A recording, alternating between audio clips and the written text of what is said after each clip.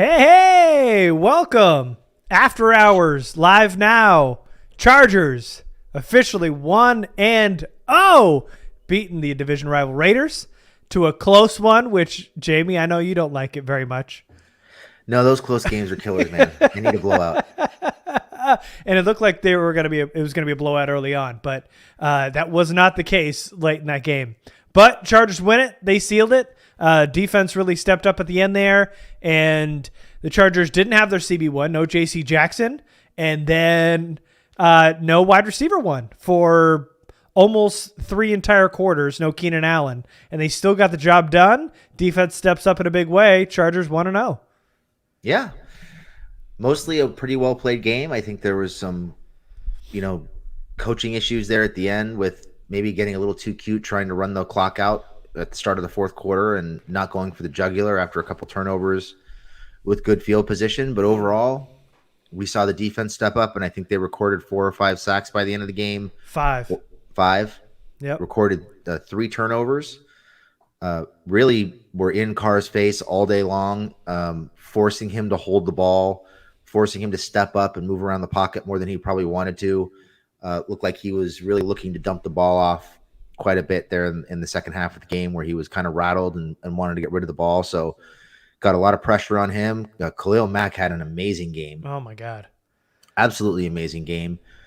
Morgan Fox had a big sack. I mentioned the turnovers, one from Callahan, one from Asante Samuel, one from Tranquil. I believe they strip sacked Carr twice in the fourth quarter. Both recovered by the Raiders, but defense getting their hands on a lot of footballs, stopping the run, coming up with big plays in coverage when they needed them. I think this is kind of the way Brandon Staley wants to play the game. This is kind of what he envisioned when he put this roster together, is being able to make plays on the back end, being able to pressure the quarterback, not having to score, 30 plus points to win a game in the division, but being able to win a defensive battle. And they did it. Yeah, the thing that really surprised me, and the thing that I absolutely loved from this win, not just the whole win in general, but we're so used to Justin Herbert being just a superhero and being able to do anything anytime he wanted, and he did for 2.5 quarters or so. But then late in that third quarter, it was 3 3-and-outs. They had a 7-play drive that ended in a missed field goal. So it wasn't this offense where the defense would kind of bend but don't break, but then you just count on Herbert to come back and win you that game almost every time. But this time, they flipped the script a little bit, and it's exactly what Staley's wanted forever, and he's got that defense that can lock down a game and win a game for you, even when Herbert isn't at his best, which he wasn't towards the end of that game. The 5 sacks, 3 interceptions. There were 3 forced fumbles because there was also that one on Hunter Renfrow. It was recovered again by Renfrow. But to get those turnovers, to make those big stops at the end, the whole thing about, and somebody said it early on, and I was gonna put, here we go. Sean said it first. The thing about Khalil Mack being washed is absolute nonsense. 3 sacks today. At the end of the game, single-handedly, you could see that he improved the run game. He was the best pass rusher, and that's saying something with a guy like Joey Bosa on the other side, and had the biggest impact on this game. So this whole Khalil Mack being washed business, which is, from Bears and Raiders fans, absolute bullshit on a Sunday night, first Gus. And Khalil Mack doing his best job to help seal that game. So he was an absolute monster and probably the player of the game.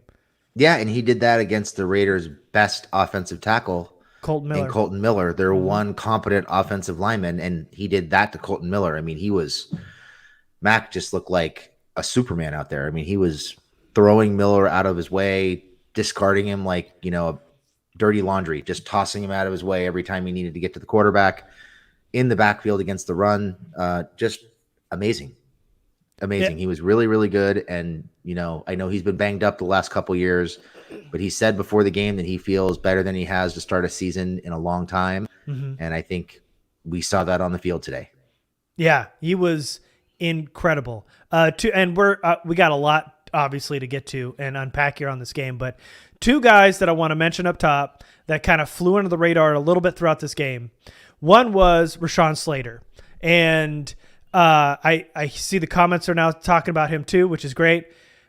We saw absolutely nothing from Chandler Jones today. We forgot he was even on the field. We saw Max Crosby make some plays. Trey Pipkins really had his hands full today, got beat a lot, and there was a lot of pressure on Herbert today. Pipkins did not win that battle today. But Rashawn Slater absolutely negated Chandler Jones, who made, from what I can remember, two shoestring tackles, one of which it felt like Joshua Kelly was falling like a cartoon fall for like 7-8 yards forward for the first down. But no pressure on the quarterback was a non-factor throughout most of that game today. And that is one of the NFL's best pass rushers going against clearly one of the best left tackles in the NFL. So Rashawn Slater, not somebody people have talked about on Twitter, somebody I want to come in here and give a big ups to early on. And then also Bryce Callahan. People started mentioning him late in the game, but Hunter Renfrow was a non-factor until the end of that game. And towards the end of that game, they were kind of switching coverages, and Bryce Callahan was kind of covering the outside rather than the slot. You know, on that fourth down catch was Nasir Adderley in coverage. On a big first down, it was Michael Davis in coverage. We saw, I think, Derwin again with another catch. Derwin was in coverage. So Bryce Callahan got the interception, jumped right in front of that pass, which was a bad pass by Carr, but a great read by Callahan to jump in front of it and make that interception. But locked Hunter Renfrow, who was an absolute non-factor today, except towards the end of that game when they needed some completions. But Bryce Callahan, Rashawn Slater, two kind of unsung heroes today. Just wanted to give them some credit early on here. Yeah, no, I agree. Callahan was really good. I mean, oh my God. Renfrow ate them alive in the season finale last year. Just seemed like he chewed up and spit out the Chargers corners, running some really good routes at the end of the year last year. And today, he just wasn't, like you said, he wasn't a factor. He was pretty much invisible outside of maybe 2 first down catches. And he did draw a big penalty on Michael Davis in the end zone on that 2-point conversion attempt. But other than that, man, Callahan was all over the place. Got his pick, shutting down the slot, just basically taking that away as an option. Really encouraging to see that. Very cool. Oh yeah. Oh, it was awesome. And what about that jump, Jamie, from Chris Harris Jr. to a Bryce Callahan? How about that, huh? Jump is underselling it. Cosmic leap. Cosmic leap is a better way to put it. Yeah. From like oh my God. A corpse to a borderline star slot corner. That's a pretty big leap. Yeah. Oh my God. Huge. And then, what else did you want to kind of hit on today? There were a couple plays that I wanted to hit on. So one was, I believe it was the last touchdown pass. Was it the last touchdown pass? No, it was the one right before the half. The one where Herbert hit DeAndre Carter up the seam against the cover 2. Yep. And it's a play that he wasn't making last year, that Herbert wasn't making last year. And I think it shows that he's starting to get more comfortable against those cover 2 looks, and he's starting to get more comfortable driving the ball into the gap, into the void between the 2 safeties, because that's a throw he probably would have held on to and patted the ball and thrown late. We saw him throw it late against the Texans last year, where he threw it late in the end zone to Joshua Palmer and give up a pick. And today, ball's out early. It's on time. It's right on the money. Splits 2 defenders perfectly for the touchdown going into halftime. That's a big play for Herbert because it's just a play that he hasn't made a whole lot in the last couple of years. So to see him take that step against the cover 2 shell and be willing to cut that ball loose, I think is really encouraging, because it might start to discourage some of those cover 2 shells, and it might open things up for the offense. So good to see Herbert taking that step. And then I had another play I was going to talk about. The pick by Asante Samuel, I thought was a huge INT. They're confused at the line of scrimmage. Callahan gets beat off the line by Devontae Adams because he's trying to get Asante Samuel Jr. into position. Devontae Adams is 5 or 10 yards past Callahan at least. Yeah. And thankfully, Carr has a rag arm, and he tried to punt the ball instead of throwing the ball. and it hangs up there for like 7 seconds. But Mm-hmm. Samuel has the wherewithal to come off his man, get his head around, and play the football and high point it and make a great play on the ball. I mean, that's a huge moment because if Carr connects on that, it's a totally different game.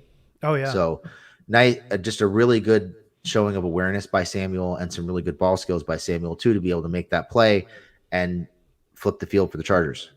Yeah, I wanted to talk about Asante Samuel Jr. because early in that game, he was getting chewed up by Davante Adams, and I don't know if it was a confidence issue, kind of getting the groove again in actual NFL action, but it seemed like in the run game, Asante Samuel was kind of missing some tackles. I mean, he got absolutely turned around by Davante Adams, which we all saw in the replay on that big 40-yard catch and run.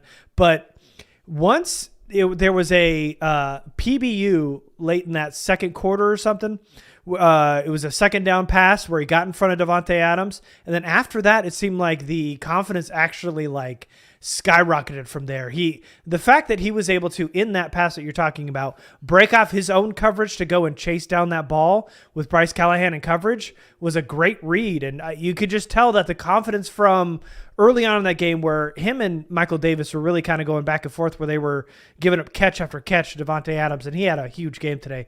But the fact that he was able to rebound after getting that pass breakup and then go and get that interception, and then, he had tight coverage throughout that entire game towards the end of that game. So it was a big bounce back performance from Zont, and having that kind of rebound from where he kind of was getting chewed up early on to then come back and get a turnover and then lock down late was a big, big confidence boost for him, I'm sure, going into next week and beyond. Yeah, and he didn't finish the season that well. He was battling COVID, had the concussion, kind of struggled late in the year last year. So to see him step up in the second half and make some plays and help contribute to a win, I think was really big. It's got to be big for a second-year guy who missed some time last year and struggled to come up with a pick like that. Still not sure on the spot on that play, though, how you spot that ball to 2. He didn't come down at the 2. He might have caught the ball at the 2. But his momentum and his feet didn't come down until he was on the goal line. So to spot that ball on the 2, that was kind of a shady spot in my opinion. I didn't really get that. It seemed like that ball should have been on the 20 to me. And a bad maybe rule, I'm missing something in the rules. Yeah, it's a bad rule regardless. The fact that they got it at the 2 was a bad. I hate that. I hate that call because he ran into the end zone and then had the wherewithal to just take a knee knowing that he could take it at the 20 and not even try to return it. But man, the fact that they gave him that 2 on that kind of toe drag as he's catching it, that's a bad spot. I didn't like that spot either. Yeah, that was a rough one. So a lot of questions about Joe Lombardi. The offense kind of stalled it didn't kind of. The offense stalled late in that game. Again, they went 3 and outs and a missed field goal on the last 4 drives to end that game. How are you feeling about the game plan and about Joe Lombardi? Because there's a lot of questions about it. How are you feeling? Mixed feelings. So in my opinion, if you're going to win in the NFL, especially if you're going to be a playoff team and hopefully a Super Bowl team, I think you have to be able to close games out on the ground. And I think you have to have that mentality that you can do that. Now, when I say close games out on the ground, I'm not saying that I think you should be running the ball every down or 2 out of 3 downs starting, at the 15-minute mark of the fourth quarter. I think the last 5 or 6 minutes, you should be able to run the clock out and bleed the clock and move the ball on the ground. You have to be physical. You have to be able to do that. So to some extent, I understand them trying to establish the run, trying to establish an identity as a closer, as a team that can close the ball out with physical football in the fourth quarter. I think they have to be able to get to that point at some point, and I think that's why they put the money and the resources into the offensive line that they have. So I think it's important that that's something that they develop over the course of the season. But I also think there's time and place. And I think in particular, after 2 of those 3 interceptions, where they've got the ball, in really pristine field position. I think one of them, they've got the ball on their side of the field, or I'm sorry, on the Raiders side of the field, inside the 40-yard line. Another one was somewhere around the Chargers 40-yard line, I think. I think in those cases where you're getting the ball in such good field position, you have to be willing to open things up and put the game away with points instead of just managing the clock. So I think there's some balance to be had there. And I think It's a little surprising to me because this is a team that had that go for it mentality last year where they were going to be going for it on fourth down and they were looking to put the game away by scoring points and putting the ball in Herbert's hands. And to not have that in a divisional game was a little disappointing. Hopefully they get back to it. So some unevenness in the way the game was coached. Would have liked to see some more aggressiveness after a couple of those turnovers, push the ball down the field, score some points. But we don't know how much they felt like they were limited by not having Keenan out there because once Keenan got hurt, the passing game kind of went away for the most part. So I think that's got a lot to do with it. Yeah, I think that's that plays a huge factor in the fact that they're missing their wide receiver one and a guy that they run a lot of plays through. So, and I don't know what was going on with Mike Williams today, but he just wasn't getting any separation out there today. He didn't look like he was being able to get free at all. I mean, I understand that once Keenan Allen went down, Mike Williams was going to be the guy that stepped up, but it ended up being DeAndre Carter, who early on looked like he was adding some real juice to the offense. I mean, he was a quick, that touchdown down the seam was excellent, and really being able to stretch the field and have that extra receiver with some speed was nice. The fact that they had Jalen Guyton late in that game was a little bit questionable in my mind, but I thought DeAndre Carter was a nice little surprise today. And outside of that one time he took a fair catch at the 8, I think it was in the second quarter where he had like a ton of room to run, but he didn't. But regardless, he had a good game on offense for sure. But I'm not too worried about it, to be quite honest with you. It's week 1. The offense hasn't had like any real play yet. They didn't play in the preseason. You knew it was going to be kind of rusty. I'm not worried about Justin Herbert not making all of his throws late in that game. And I know they kind of went soft and kind of went in a shell late in that game, but I'm not too worried about it yet. I would hope that they'd be able to, as these games start to roll on here, kind of close out games with the run game, being able to kind of finish it out with some points and not just give out 3 runs and a stop and then punt it back like they did the last 4 drives. But yeah, I'm not too concerned about it, but I know that there's a lot of people who want to get rid of Lombardi already after week 1. I'm not there yet. It's a little disappointing. I thought it was a little up and down, especially with some of the fourth down calls. I thought there was one time where they had a 4th and 1 on the 49 and they ended up punting the ball that I thought that was the time to go for it. The team was hot and they were rolling already. It would have been nice. The 4th down calls where you do a run and then a QB sneak with 2 yards to go was very questionable. It just felt like, though I didn't question going for it, but the play call of a sneak there didn't make much sense. It felt like they thought it was like 4th and 1 and they did the sneak, but he lost yards and it was 4th and 2. I don't know what was going on there, but I thought that was kind of questionable. And I thought that first 4th down where they ended up punting the ball would have been the way to go for it there on 4th down. Yeah, that was the one that really confused me. Was that's Staley's like sweet spot, right? You've got a lead, you've got the football near midfield, 4th and 1, all those weapons, Herbert on the field.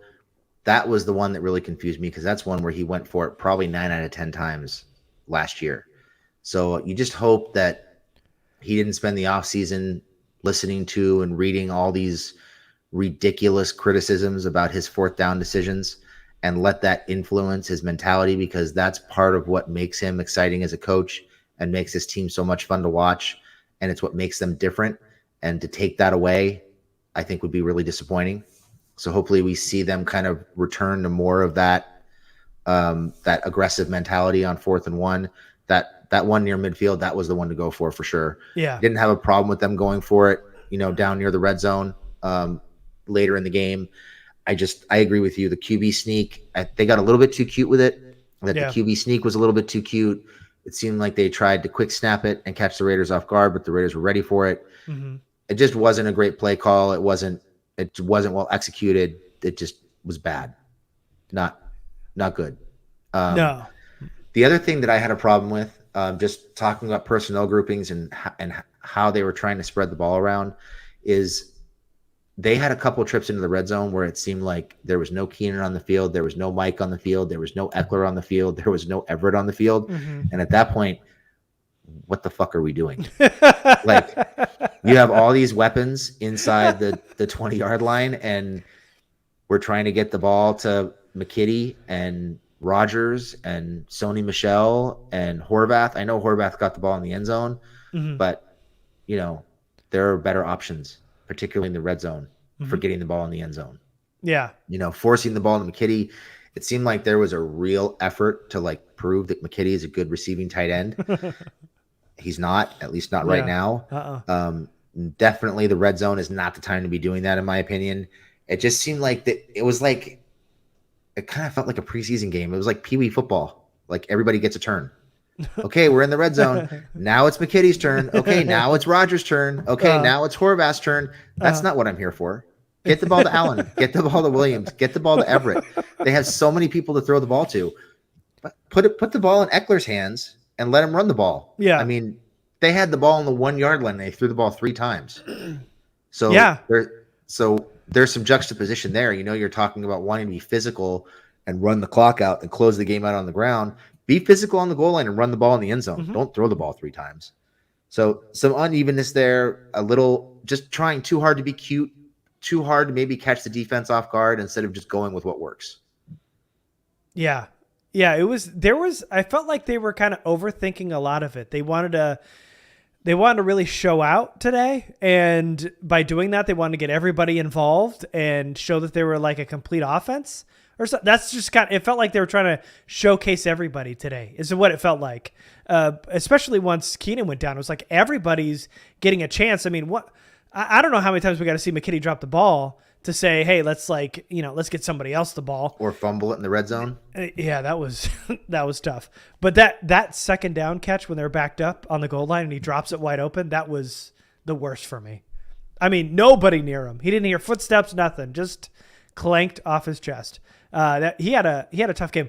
Really good blocks today, though. It was really good in the run game. I will say that. Though the run game didn't really get going today. Eckler, 36 yards. But we kind of saw, you mentioned the word closer. Sony Michel kind of being the closer late in that game today. Yep. Yeah, that seems like what they brought him in for. They've had some ball security issues with Joshua Kelly. It seems like there's really an effort to try to keep Eckler fresh. At least that's what I'm hoping the explanation is based on the limited usage today, or what felt like limited usage. So they bring Sony in to be the closer, be that fourth quarter running back and grind the clock out. And it worked. I mean, on that final possession, it worked. He picked up the first down and they were able to run the clock out. So seems like that's what he's here for, and some pass protection. I think that's exactly what they brought Sony Michel in for. All right, I'm just going to get rid of somebody here. All right, so what else we got to talk about today? What about let's talk about Gerald Everett. How'd you feel like he obviously had the touchdown pass? How else did you feel about him today as a whole? I thought Everett and Carter were both really good today. When they used them, they just didn't use them enough. It seemed like Everett was really good when they built the lead, and then it was McKitty time for some reason. I would have liked to see a lot more of Everett in that fourth quarter as they're trying to move the ball and control the clock. But Everett, to me, I mean, he's so good with the ball in his hands. Much more athletic than any tight end that we've had in quite a while. Even, obviously we had Gates towards the end. He was banged up and getting old and slowing down and kind of limited physically. But Everett is, I think, twitchier than I expected, and he's faster than I expected. And I loved him basically carrying Roderick Teamer into the end zone for that touchdown. That was beautiful. So Everett, I think, is a pleasant surprise. It seems like both Everett and Carter have a really good chance to be solid to maybe slightly above average contributors. They both looked really good. Yeah. And an absolute gem of a throw from Justin Herbert, who absolutely pinned it on Gerald Everett. It was like there was nothing he was going to do to not catch that ball. It hit him right in the chest, right against him. He held it and then just carried Roderick Teamer into the end zone. I thought there was for the most part, he was good. Showed some athleticism, showed that he's going to be a red zone weapon, which is going to be nice for this offense. I thought there was a time, we kind of talked about it in the Discord, but he kind of left some yards on the field on a second down where he could have turned upfield and got a first down. He got tackled short, and then that's when they ended up going for those the third down and the fourth down and didn't get it. Gerald Everett had an easy first down, didn't turn upfield and run. He ran into contact, made it 3rd and short, and right before that he had a penalty on a false start. So kind of a bad series there, but man, that touchdown pass and run, it was lovely to see a athletic tight end again. And he had another 20-plus yard catch and run, I think on a 3rd down in the first quarter. I think it was on the first touchdown drive, if I'm not mistaken, where he caught a ball in the middle of the field and turned upfield and picked up an extra 10 or 15 yards. So that's something they haven't had from their tight ends. Even Henry, as good as he wasn't really a guy who was going to provide a lot of yak. So no. Having that in Everett, who can make people miss and shake tacklers in the open field and create for himself after the catch, is a huge weapon for them to have. It's something they've really lacked. I mean, really since early Gates years. Yeah. Surprise that happened early on in the game. It kind of started to settle itself out, but Kenneth Murray got to start at linebacker next to Drew Tranquil. Over Kyle Van Noy. How did you feel when you saw number 9 out there for the first series? I wanted to vomit.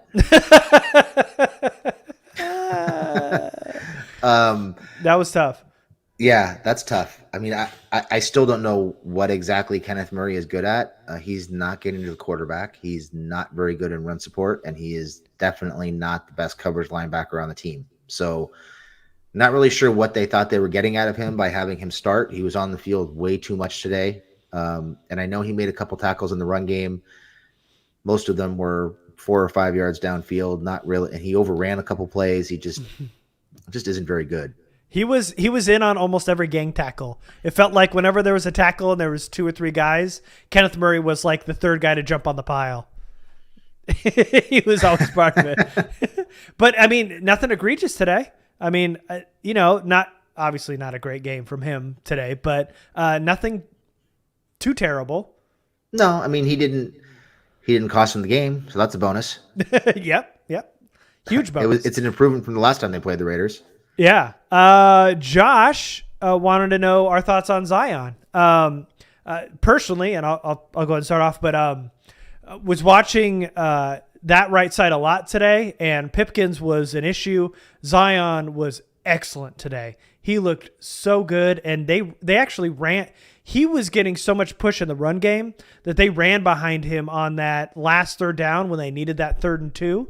They ran right over Zion Johnson's left shoulder, got that first down. It was beautiful. Zion was excellent in the run game today. He had a really, really good game from what I saw. On the rewatch, I'm sure I'll pull clips and stuff, but he was really good today. Yeah, I'll have to watch him more closely. I was kind of more focused on Pipkins whiffing blocks. I know he didn't.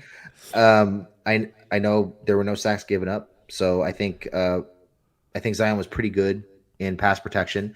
And you mentioned the run game. I think they ran behind him 2 or 3 times on 3rd and short to pick up first downs. Mm-hmm. So it's clear they trust him, because normally those runs would go to the left side. And they did it once with Horvath. They did it once with Michelle, and I think there was one other one, if I'm not mistaken. Mm-hmm. So good job in the run game. He was solid. I mean, he definitely didn't stand out in pass protection in terms of making mistakes and getting beat. So that was encouraging. I keep seeing Junius over here saying that Pipkins was good today. I'm not sure that I agree with that. In fact, I know I don't agree with that. Yeah, I don't either. But one thing I do agree with, no sacks today for the Chargers offensive line. Didn't give up a single sack. No sacks today, and that's a good thing. A lot of that, though, was because Herbert was making people miss, climbing the pocket, sliding, scrambling, using his legs to extend the play. A lot of that lack of sacks was just because Herbert was so good and so locked in that he was gone before anybody could get to him. Like, he was making the offensive line look a lot better than they really were today in some cases. Yeah. So how do you feel, because Keenan Allen went down and Joe's talking about Joshua Palmer. With Allen out, one would think he would have been targeted more. Same with Mike Williams. How are you feeling about the two of them? I mean, Chargers are on a short week, so the chances of Keenan Allen, we don't know the extent of his injury, but the chances of him going out there on Thursday are probably not looking great as of today. How are you feeling right now with Mike Williams and Joshua Palmer kind of disappearing a little bit towards the end of that game? How are you feeling going into Thursday? I think you've got to be a little bit concerned. There wasn't a whole lot of separation really from any of the wide receivers outside of Allen early in the game and Mm-hmm. Carter on a couple of his catches. There wasn't really a whole Mm-hmm. lot of separation. Yeah. So I think going into a big game against the Chiefs, I think that's got to be somewhat concerning that those guys are not getting open and presenting themselves more frequently in the game. Would have been a great opportunity for the new $20 million wide receiver to step up and make a play. Mm-hmm. But Williams was invisible, Yeah. absolutely invisible. Had a drop, had one catch. I think he was targeted twice the whole game. I think he had two. I think he went 2 catches, 10 yards. Okay. And I think actually, now that I think about it, I think he had 2 drops. Yeah, he was targeted 4 times. Yeah. Yeah. I think he dropped 2 and caught 2. So not a great percentage, not a great start to the season. You got to have him step up more. I just think it's it's easy to take him away, pretty easy to take him away, even when Keenan's on the field and healthy. But if Keenan's not there, you can bracket Mike and erase him. You can put somebody over the top of him and make it really difficult for him to get deep. And even if he catches the ball underneath, he's not going to make people miss. He's not going to break a ton of tackles. So there's not going to be a lot of yak. So you give up a 3 or 4 yard catch, you tackle him, plays over. I just don't think I'm concerned about his ability to get open. Yeah. With Keenan not there. It's just way too easy to take him away. Yeah. And we saw Palmer get that jet sweep on a 3rd and 1, which I don't want to see again. Never love running sideline to sideline when you need 1 yard going north and south. But got the first down. So we know Palmer was involved, but he didn't. Did he have a catch today? I think he had. Well, they drew up a wide receiver screen for him. Yeah, he had 3 catches, 5 yards, I believe. But yeah, him and Mike Williams combined for 15 yards. Not good, especially if Keenan's out with the team that just put up like 44 or whatever against the Cardinals today. So it's going to be a tough game on Thursday, but they obviously did enough to win. There was somebody was talking about Nick. Nick says he thought Pipkins played pretty well today. And I think if you look at the stat sheet, I think he didn't do as bad as Storm Norton has done in the past. That's a positive. They were better than they were last year in this time. But he got beat a lot. And like Jamie was talking about, it was a lot of Herbert being able to roll out and make guys miss and get rid of the ball quickly and be able to throw a absolute dime while doing the splits early in that game. He did a lot today. Kind of went soft at the end of that game, but yeah, Herbert was a big part of why you didn't see Pipkins get beat a lot today. Yeah, I think if I recall correctly, on their first possession where they went down and kicked the field goal, I think there was a stretch of like 3 out of 4 plays where Pipkins got beat twice by Crosby and once by Nate Hobbs because he didn't pick up the corner blitz. And it wasn't just the pass rush that he was struggling with. He was struggling in the run game too. He has a hard time functioning in space in the running game. He's good when he can come out, fire off the ball and hit whoever's right in front of him. But when he has to figure out who to block or find somebody in space, he can struggle a little bit. And I thought Pipkins had a pretty hard time. He was also missing tackles that were negatively impacting the running game quite a bit. Yeah. Okay. Let's see. So Jason's asking about Callahan. We talked about him. He was absolutely excellent today. Even outside of the interception, he was great. He put the clamps on Renfro today. And we said cosmic leap from last year, from Chris Harris to Bryce Callahan. Now let's talk about the corners here. We talked about Asante Samuel Jr. Michael Davis had a pretty rough early start to that game. Kind of settled down late though. He was fine. I mean, he had a couple issues in coverage early in the game. He had that penalty on him on the 2-point conversion. Yeah. He was kind of up and down. But we knew he was going to be lining up against Davante Adams quite a bit, and we knew he would struggle with that. I don't think there's any real surprise there. No, and quite honestly, everybody struggles with Davante Adams except J.C. Jackson, who didn't play today. So, yeah, I mean, I thought, Davis had a hard time with Adams early on. I thought he did have that penalty, but after that, he wasn't all that bad. But What about putting Derwin on Devontae on that fourth down? Yeah, that's a great Little chess move. Yep, great little chess move. Kind of surprised we didn't see more of Derwin on him. Yeah, To me be too. honest with you, I thought we'd see more of Derwin on Waller as well, and I thought that would be a matchup that the Chargers would have a lot of success with. But the Chargers had a lot more trouble covering Darren Waller than I expected going into that game. He didn't kill them with touchdowns, but he had some big gash type plays. Oh, especially towards the end there. Yeah. He ended up getting like 79 yards, and I felt like 3 of those catches were like in the fourth quarter. Yeah. It was a lot. Yeah. All right. So go ahead and put your questions in the chat, and we can start answering questions here soon. There was one other thing I wanted to... Oh, Xander Horvath. You kind of mentioned it, but man, it was awesome to see him. They kind of showcased him early on today. Great little run on a 3rd and short, the TD catch, and he looked good in the run game when he was the lead blocker. Horvath was impressive early on in that game. They went away from all that, but was quite impressive early on. Yeah, he was really good. Nice to see him catch the ball. For a 7th-round pick. Yeah, I mean, 7th-round pick, a fullback, somebody that probably doesn't get drafted if the Chargers don't draft him, going that late, to step up and score a touchdown in his first game. Seems like they like him in that short yardage situation on 3rd and 1, 4th and 1. They'll probably hand the ball to him quite a bit in that situation, and I think he'll probably have a lot of success in that role.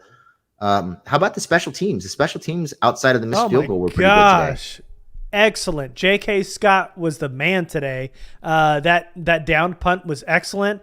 Jasir Taylor made a really, really good tackle on that last punt the Chargers made, and hit Renfrow right when he caught the ball. It was great.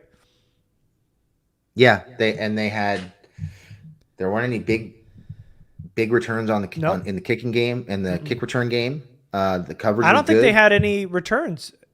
I think they kicked everyone out of the end zone. Did they? I thought there might have been one, but the Raiders kicked one short. I'll look it up. Go ahead. Yeah, overall, outside of the missed field goal, which could have been problematic. Overall, the special teams were really good. No big boneheaded penalties, no missed tackles, no big returns, and J.K. Scott was kicking that ball to the moon all day long. Oh, I mean, that seemed like there was like an 8-second hang time. Yeah, he was awesome. And yeah, the Raiders had no kick returns today. The Raiders kicked one short and Kelly ran it for 15 yards. But other than that, there was no. And Renfrow had 2 returns for 4 yards. So that's pretty damn good from special teams. So we talked about on that week 1 preview that, new special teams coordinator. Special teams looked shaky in the preseason, especially in that Dallas game, giving up those 2 returns. It was going to be a big question mark week 1. They answered the call today. Other than that missed field goal, Hopkins was 1 of 2. Punt game was great. Scott looked excellent on his punts. Serious hang time and no real returns. 4 yards. 2 returns, 4 yards. He was awesome. And we know Renfro's got some wiggle. He can return it. So great job from special teams today. Yep, absolutely. Yeah. All right. So that's our special teams quota for the season. Yep, the quota for the season. Yeah, not today. And Drew Tranquil, just we talked about it a little bit, but his read on that cover 2 to make that interception over up the seam, his first career interception, but the adjustment on that ball cannot be understated. It was excellent. He was like a DB, a wide receiver, adjusting to it over his shoulder, catching at his highest point, and then getting that return, and then that nice little crawl celebration to boot. It was excellent all the way around, and Tranquil, obviously the team's best coverage linebacker, proves it today with the nice little interception and return. I think Staley might disagree with you on him being the best coverage linebacker. I don't care what he says. He is, and that was a great play. You saw some of those safety skills coming into play with him getting his head around and making the adjustment on the football and high pointing it. Great play, nice return. Hopefully we see a lot more of that, and I think we will. I think we will if the pass rush keeps going the way it's going. Bosa's going to get going. Looks like Mack is going to be good all year as long as he doesn't get hurt. God. We saw Sebastian Joseph get a sack. We saw Fox get a sack, so they're getting a little bit of interior pressure. I think that's only going to improve over the course of the season. So if they're getting to quarterbacks and they're harassing quarterbacks, I think there's going to be lots of opportunities for plays like that in the middle of the field by Drew Tranquil. Yeah. I don't know if Joseph Day got a sack today. I know he got He did. pressure. He did? Pretty sure he did. There was a play. He was on the bottom of the pile. Oh, for sure. Yeah. I'm pretty I sure thought that was I think they gave that to one to Derwin. But anyway, Bosa.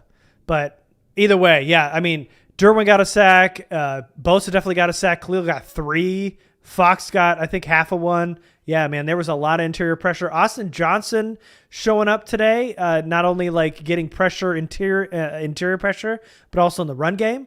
There was everybody today showed out. There wasn't any real glaring weaknesses. I thought we talked about Kenneth Murray having not a great game, but not a terrible game.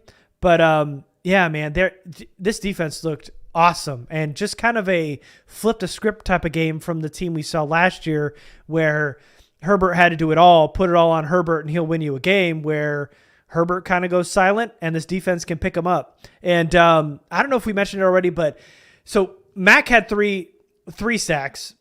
We know he's not washed, and everybody who said so is full of it. But the one thing that Jamie and I were talking about after they made that trade was Khalil Mack was going to upgrade this run defense by himself, and we saw that today. The way he was moving offensive linemen, the way he was getting tackles for a loss, the way he was getting in the backfield, it was so disruptive. And I know there were a couple long runs by Josh Jacobs late in that game, but you could just tell right away that Mack is not only just a scary presence off the edge when he's going after the quarterback, but being able to stop the run. Another thing that's kind of going under the radar a little bit, he was excellent today in the run game, and he is single-handedly helping the run game with being on the field. Yeah, there were a couple plays where he didn't make the play, but he set his teammates up to make a play where he knifed in on the edge and blew up a block on the edge, and somebody had to cut back inside. And I know KVN had a tackle on one of those plays where he got a run stop. Mack and Derwin in particular were all over the field. Oh my God. All game long. They were everywhere. Mr. Do It All, Derwin James. Oh my God. Yeah. Yeah. They were both everywhere. Really nice to see all of the new additions play well. Mack played well. You mentioned Sebastian Joseph Day. When Joseph and Johnson were on the field together in the interior, there was basically no running game for the Raiders at all. There were some plays late where Tillery was on the field on first and second down, and they got gashed. Go. There's a defender who didn't play good today. There you go. Yep, he was the one defender that really didn't play well. I thought some guys struggled. Were kind of up and down. You know, we talked about Samuel, we talked about Davis being kind of up and down. But Tillery was the one that when he was on the field, they had a hard time stopping the run. Yeah, and I even saw him take himself out with a spin move at some point during the game. All right, let's talk about these questions here. Sam asks, is Trey Pipkins worth the 3rd round pick now that he's a starting right tackle? Jamie, was it worth it? I mean, he's had one game as a starter and he struggled. I would say based on the first 3 years, no. He's not been on the field much, and when he has been on the field, he has not been very good. So as of right now, no, but he's still got 16 games left on his rookie contract to make it worth it. Yep. And if he improves over the course of the year and he's, serviceable or better than serviceable, then maybe there's an argument that it was worth it. But right now, it's pretty hard to say it was. Yeah, the Chargers had Sam Tevy as a right tackle who was drafted in the 5th, 6th.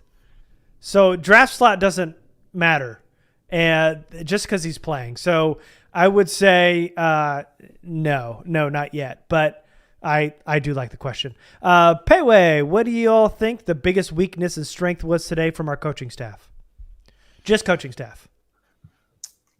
I would say the biggest weakness was a lack of aggressiveness in key moments. We talked about that 4th down in the first half, which may not have seemed like a big deal, but that felt like a swinging point that kind of kept the game close. We talked about getting the ball in some good field position after turnovers and not doing anything with it, not taking a shot on 1st or 2nd down, things like that. I think these are things that we'll see as the season continues to go on, but for right now, that was a weakness. I thought they were too content to run the clock out and let the defense win the game when they had opportunities to really put the game away. And I think that's the next step in terms of being a Super Bowl contender, a legitimate Super Bowl contender, is you put those games away. You don't let the Raiders hang around when you sack Derek Carr 6 times and force 3 turnovers. That can't happen. Right. Yeah, I think. Did you do so the strength for me was the blitz calls today. I thought defensively, sending pressure from all different angles was huge. When you knew that Bosa and Mack were closing in, sending like Kyle Van Noy up the A gap was huge. They got pressure there. Derwin off the edges, he got a sack. I saw Asante Samuel Jr. get blitzes. We saw Kenneth Murray got in on some blitzing. The way they were able to mix and match a lot of their blitzing was great today. I thought the way they kind of gave some exotic looks and gave Carr some different looks while he was back there in the pocket was really nice today. So I thought that in particular, that facet of the defensive game plan was nice, and that was a strength. And I was going to say the same thing as Jamie, the kind of consistency right now of go for it or don't go for it. That whole package of we're going to run it and then sneak it wasn't good. And I get the aggressiveness there, but whether it was Staley, both Staley and Herbert should have killed that 4th down play. Sneaking it on 4th and 2 didn't make any sense at all for anybody. And then not going for it on that 49-yard line play didn't make a lot of sense to me either. So it's either go for it or don't go for it. And they kind of flip-flopped a little bit. So I didn't think there was a lot of consistency there in their aggressiveness on offense in their play calling. Yeah, I agree with that. I think from a strength standpoint, you mentioned the blitz packages. I just think the overall defensive game plan and the way that they found ways to get the ball to Gerald Everett and turn him into a playmaker, I thought those were some of the strengths. Yeah. The defensive game plan as a whole, I thought was really good. You know, they had some busted coverages. They made some mistakes. They weren't clean, but overall they got to Carr, which I wasn't sure they were going to be able to do because I was expecting more short passes. Yeah. And I thought there were way more 5 and 7 step drops today than I really expected going into the game. I thought it'd be more 3 and 5 steps and 4 and 5 yard passes, but they were trying to get the ball down the field more. A lot of that had to do with longer 3rd downs and things like that as well. But they got to Carr, they rattled Carr, they kept Carr in the pocket. He really didn't scramble or hurt them with his legs. He didn't really extend many plays, so they were disciplined with their pass rush. And when they had a chance, they made plays on the football. And they forced those turnovers by getting to Carr early and often. So I think the defensive game plan was a huge thing. And the ability to get Carter and get Everett involved right away, I think were the best part of the offensive game plan. All right, next question here. You guys from Junius. You guys comfortable with Nasir Adderley? I am. He always brings the heat. Seems more disciplined now. I'm okay with Nasir Adderley. There was no big plays over the defense. You know, there was a missed tackle or two. Gave up a tough catch to Hunter Renfrow, but for the most part, I mean, it was a lot of flashes from last year where you saw him try to lay the wood a little bit. He's better in the run game. His tackling has kind of been up in the air a little bit, hit or miss, but for the most part, I'm pretty comfortable with him. You? Yeah, I'm comfortable. I don't think he's, superstar quality in terms of being a deep safety right now, but I trust him much more as a tackler than I did going into last year. I thought he really improved last year just as a tackler in general, but also in the run game. I think his reads and his reactions are much better than they were early in his career. And he's getting closer and closer to making plays in the passing game. He probably should have had 4 or 5 interceptions last year. I have a feeling he's probably going to have 3 or 4 this year. I think he's going to take a leap as a playmaker in coverage this year. So I'm comfortable. I think we're seeing some growth from him, and I think he's probably going to have a pretty good year as long as the pass rush holds up. Yeah. All right, Stebbins, what's your thoughts on Kyle Van Noy today? He gave up that 1 touchdown catch to Brandon Bolden. Yeah, it was easy to rip on him when he gave that up, and it was a big play in the game. But to me, he got picked. It was a really nice rub route that got run that made him stop his feet, and then once he stopped his feet, Bolden gave him a little stutter step, a little shake and bake, and got outside of him.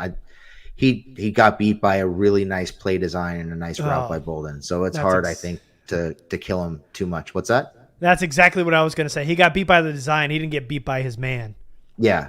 I mean, his man gave him a little stutter step and beat him too, but it was a combination of the route, the play design, and the route that the running back ran. It was just it was perfectly executed, and sometimes you just get beat. So I didn't think there was a real problem with that that particular play. I know he had at least one run stop in the game. Didn't really see him show up too much as a pass rusher. He was fine.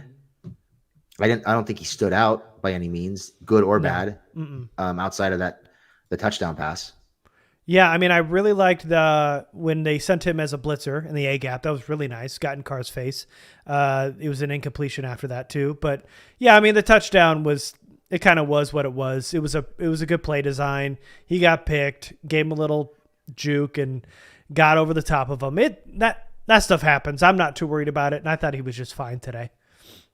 Let's see. I know there's lots of questions about about punting, which we already talked about.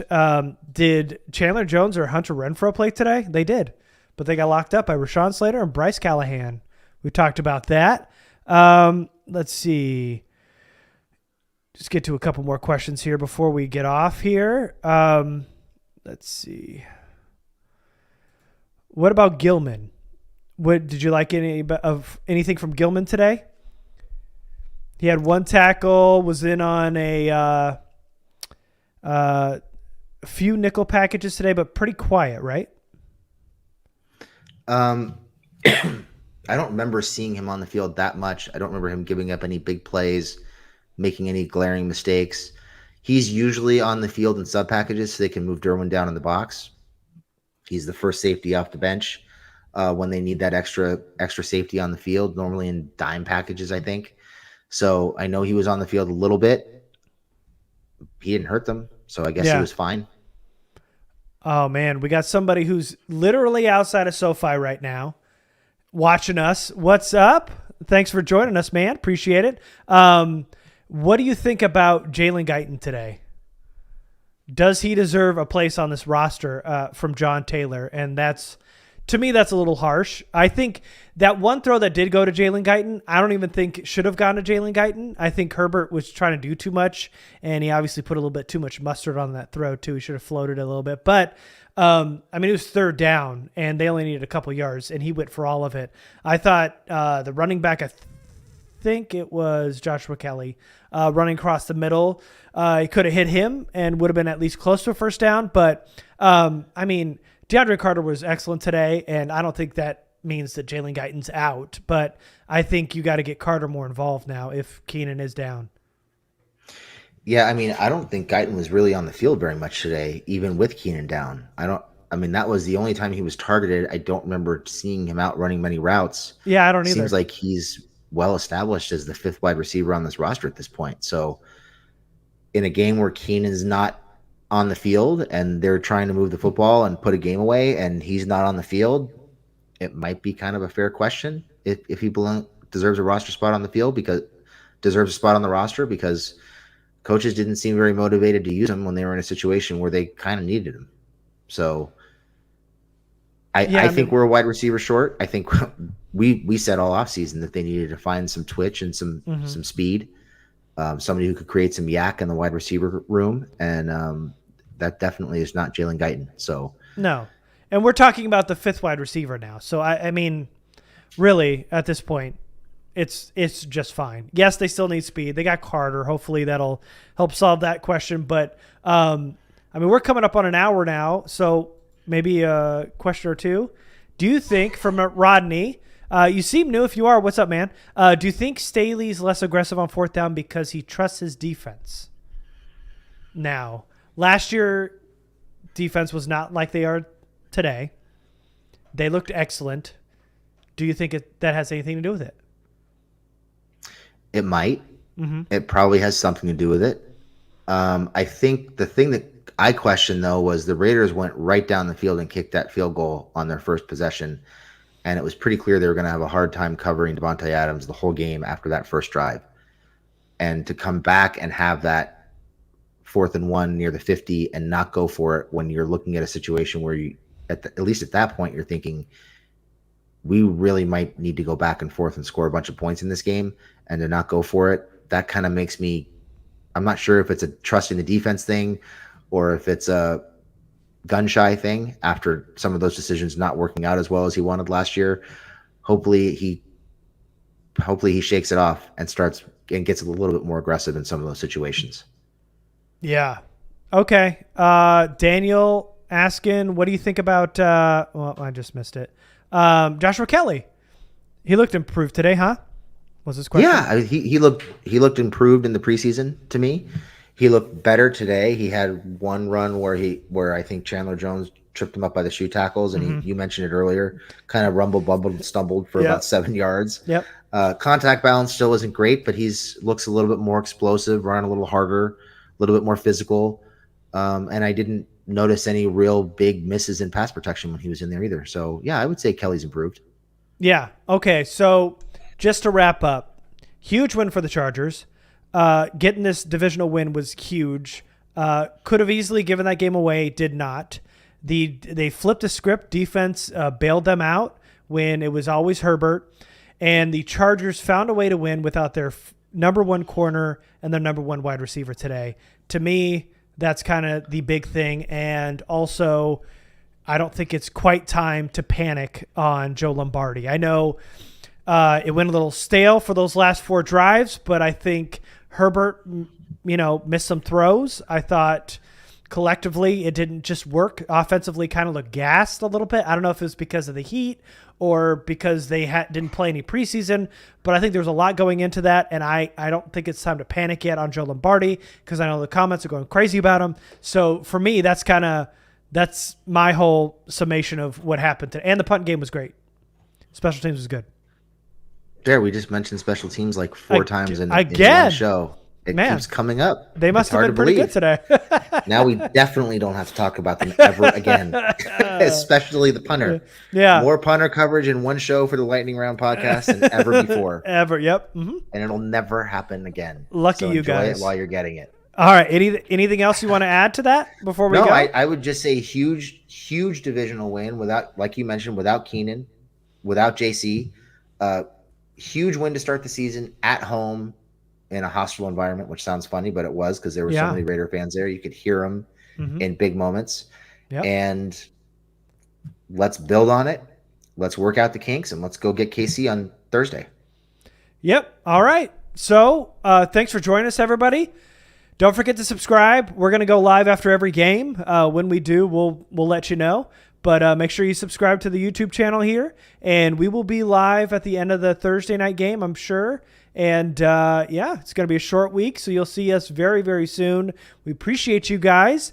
Thank you so much, and we will see you next time. Thanks, everybody.